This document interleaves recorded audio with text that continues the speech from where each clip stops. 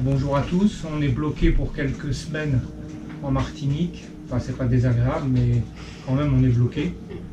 Et à la suite de dégâts, parce qu'on a pris une vague scélérate en arrivant en Martinique, alors même que la mer était déjà presque belle, puisqu'on était sous le vent de la Martinique et déjà plus ou moins à l'abri de la côte sud.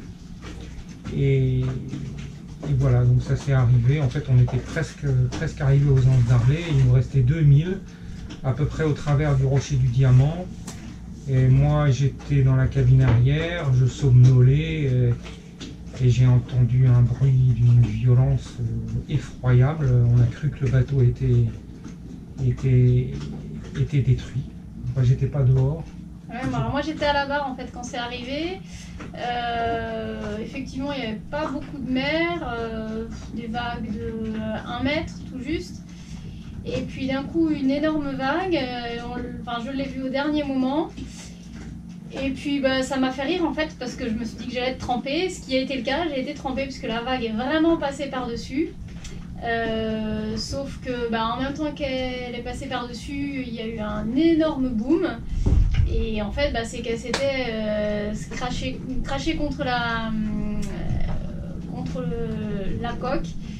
Et quand j'ai entendu ce bruit, tout de suite je suis allée voir parce que pour moi le bateau était éventré, quoi. Il y avait une voie d'eau, donc je suis tout de suite allée voir. Et puis heureusement pas de voie d'eau, mais il y a quand même eu quelques dégâts à l'intérieur, donc on va vous montrer ça. En tous les cas, moi j'étais à l'intérieur du côté où il y a eu l'impact et j'ai vraiment cru qu'on s'était pris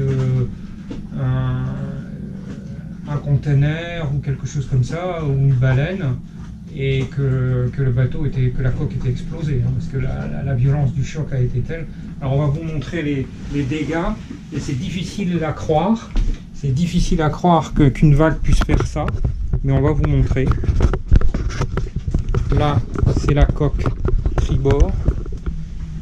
L'impact a eu lieu exactement ici, à peu près au milieu du bordé de la coque tribord.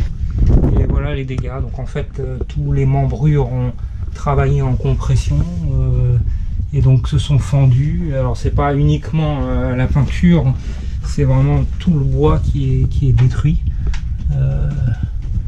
Et sur plusieurs endroits. Voilà, on a la porte de notre cabine qui a sauté. Parce que là... Alors là, c'est toute la cloison qui a explosé, voilà. Y compris au niveau de l'encadreur de la porte. Là, la cloison, l'étagère. Donc en fait, c'est 4 bordées qui ont travaillé en compression et qui se sont fondus. Ça paraît incroyable, mais c'est bel et bien une vague qui a fait ça.